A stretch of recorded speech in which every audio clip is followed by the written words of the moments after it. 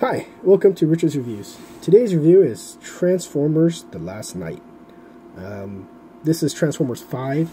They bring back Mark Wahlberg and introduce some new characters. Pretty random, I guess you could say.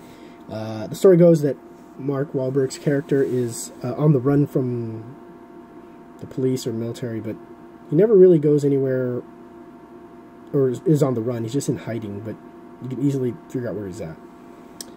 He's always trying to keep his daughter protected so he doesn't contact her. So in this one, Bumblebee's still hanging around, I think, and he meets a new girl, plays a curator at the museum, somehow connected to the Witwickies, which is played by Anthony Hopkins. I'm not sure how they got him to make this movie, but it was a bit of a waste having him play this role. They could have used him more instead of. I'm going to spoiler at this point. They kill him off.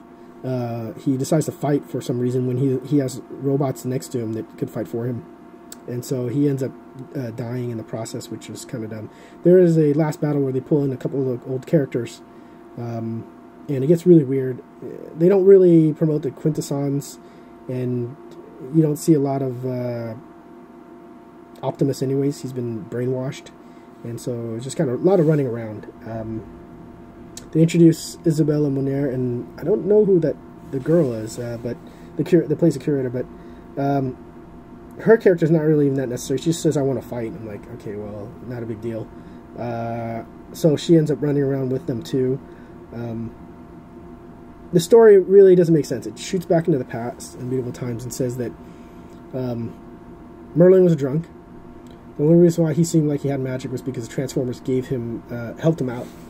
And so there was this battle, and the Knights of the Round Table were actually linked to the Transformers with these, what do you call it, talisman.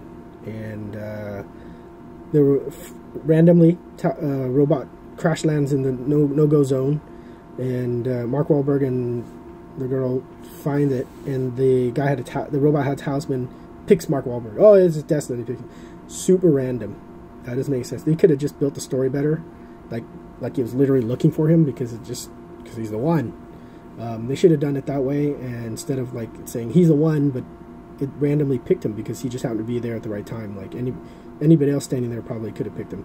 So, and they didn't really use the Transformers that much, I guess. I mean, not saying like they didn't utilize them. There's just a bunch of side characters in this movie, you know. There are some odd scenes, funny, not funny, and it definitely tells a different story to it, moving into this version of the future that everybody's still hunting Transformers and they're not liking each other, so that, I don't know. It seems like the battle left it post-apocalyptic. It's hard to explain. But they didn't introduce any characters back from certain scenes, but they'd had characters replay something. It's really weird. You just got to watch it. So, yeah, Mark Wahlberg's character is kind of odd in this, and a lot of the stuff they do is like pure luck. Running into certain scenes, they probably should have died like 10 times. You know, it's not like they're equipped to do any of these things, so it doesn't make sense why they would be in this situation. Definitely, the military would have been a better help in the situation that they were in. So, The Last Knight really goes back to the fact that the Knights of the Round Table were linked to Transformers in some way, and they were trying to call upon these definitely these past robots and whatnot. So,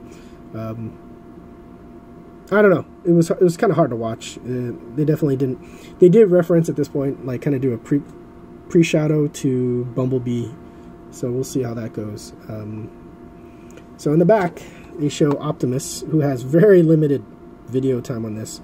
I probably would have liked seeing more of Anthony Hopkins. Actually, his character could have been better built because he was a Witwicky lineage, but they just made him like a really corny guy that was running around a lot too. So there was a lot there they could have done. I just really wish they'd kind of built around it.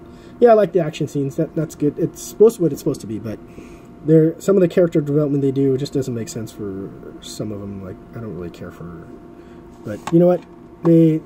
Somebody wrote it and it gets that way. That's how they get me to watch it. So, so inside, you see this is a Blu-ray DVD digital edition. And much like the other ones, nothing special. Oddly enough, it's all blue, which is weird because the DVD... Let me see. Sorry, these are double stacked. So the DVDs, they should use it. They usually do it a gray color, and then the Blu-rays are blue. So, if I'm correct, it is. I'm sorry, and it's right. So there's a DVD. So there's a double stacked. I don't like it that it's double stacked because it usually scratches the disc. At that point, I don't like it when they scratch. So, rating for this movie. 2.5 out of 5. It wasn't one of the better ones. The previous one was definitely more entertaining. This one had potential because they were in a different area, but it didn't turn out that way. So I would say possibly pass on this movie. Wait for the next one. I mean, the previous one kind of was okay to watch. This one made no sense. There wasn't like any need for any character to do something. Oh, you're the one, and then you're like, you know, they throw them out there, and that's the character they wanted to do the job. You don't feel that urgency for that character. So thanks for watching the review. Check out the reviews, drop a like, make a comment. Catch the next one.